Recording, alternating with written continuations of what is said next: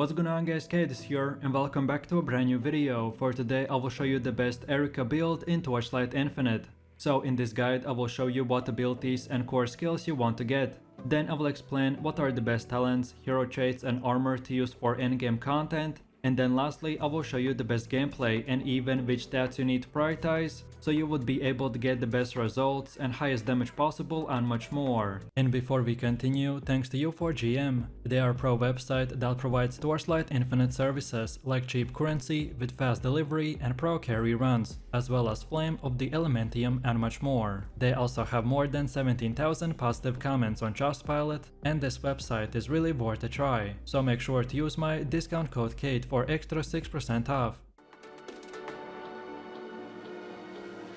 So then moving over to the first part where I will explain the cateye ERIKA gameplay and what you can expect from this build. So this character specializes in the rapid movement in combat that gives her the ability to dodge attacks while doing super high damage to the enemies. Her hero trait is called the Windstalker that gains cat agility for 10 seconds after you move for 6 meters. While this cat agility is active, you will get plus 20% movement speed, and 200% increase and decrease in your movement is also applied to your attack damage. So basically with this setup you will be one of the fastest characters in the game. So then with all of this said, now let's move over to the build. And for our main 5 skills we want to use the Thunder Slash, Fearless Farsi, Bull's Rage, Frost Shield and Compound Source. So then for the first ability we have the Thunder Slash, and we want to slot in the Multi-Strike, Raid, Raging Slash, Steamroll and Electric Overload. Then the second skill is called the Fearless Farsi, and we want to slot in the Pain Amplification, Powerful Farsi, Lion's Roars and Coast Conversion. Then the third skill is called the Bull's Rage, and we slot in the Pain Amplification, Mania, Cooldown Reduction, Extended Duration and Pain Amplification. Then the next skill is the Frost Shield, and we slot in the Cooldown Reduction, Pain Amplification and Extended Duration. And then lastly for the last main ability we have the Compound Source, and we slot in the Fragile Resurrection, Emergency Restoration and Armor Infusion. And then lastly for the extra 3 we have the Precise Nimbleness, and we select the Precise Seal Conversion, Restrain and Selfishness. Then for the second one we have the Precise Electric Conversion, and we select the Precise Elemental Resistance, Restrain and Stand as 1. And then lastly we have the Precise Cast on Critical Strike, and we select the Fixate, Restrain and Soul Focus. And then if you were wondering, then this is how I allocate my energy. So then let's move over to the next part, which is our gear setup. And for the helmet we want to go with the Thunder's Jawbone and aim to get as high evasion, defense and lightning damage. Then for our chest armor we want to pick the Skin of Despair and try to get as high evasion, max life and attack speed as possible. Then for the next one we have the Destroyer's Amulet, and we want to get high chance to obtain Step Strike, max life and evasion. Then for the fourth armor we have the Demon Slayer's Hand, and we want to get the evasion, mana restored on hit and max life.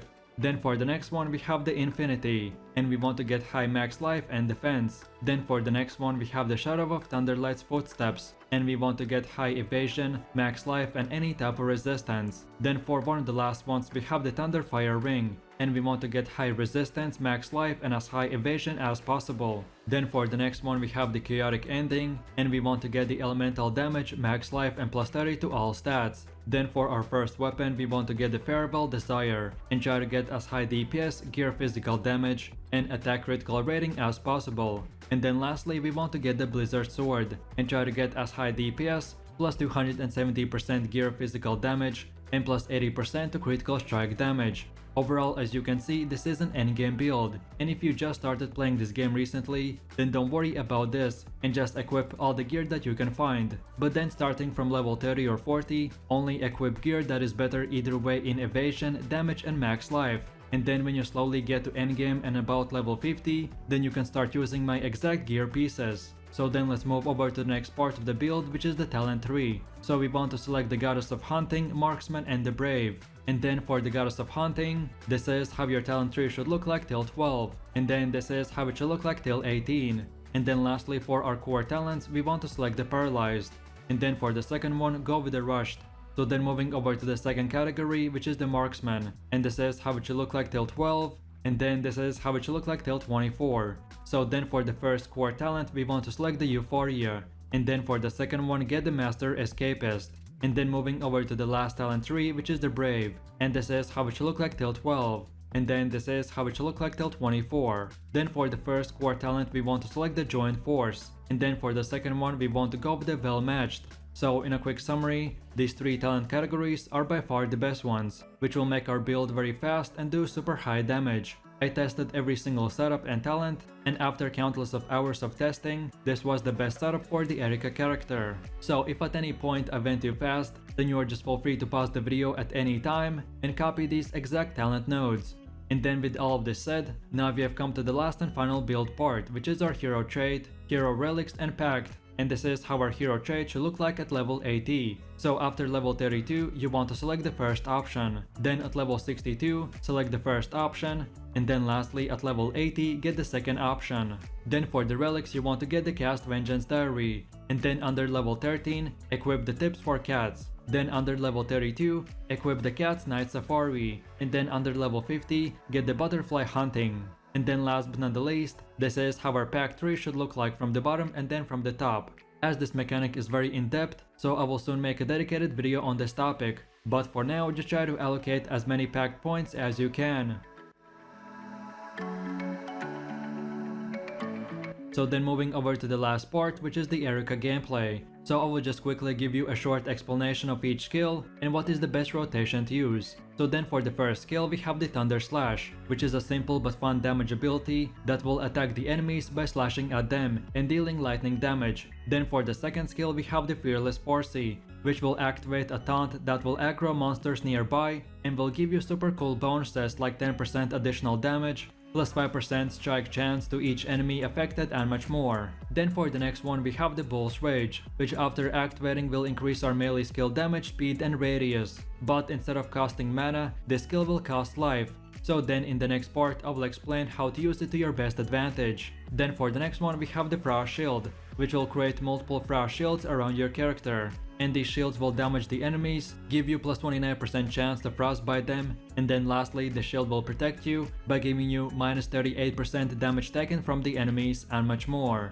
Then for one of the last ones we have the Compound Source, which every class has, and this ability will just restore your mana and life in few seconds. So if you ever run out of mana, then this is a great skill to use. And then lastly we have our special class skill, aka the hero trait called the Windstalker, that gains cat agility for 10 seconds after you move for 6 meters. While this cat's agility is active, you will get plus 20% movement speed, and 200% increase and decrease in your movement is also applied to your attack damage. So basically if you constantly move, you will receive insane speed, which will give you the ability to speedrun dungeons and escape the enemy attacks. So then lastly, let's move over to the rotation, and this build is pretty simple and straightforward. So then at the beginning of the fight you want to run around the dungeon and use the Thunder Slash and Fearless Foresee. Then when you meet stronger enemies and need a damage boost, then now activate the Bull's Rage, and then right after use the Compound Source, and then from here just keep on spamming your Thunder Slash. And then lastly, if you ever need more AoE damage or defense, then just activate the Frost Shield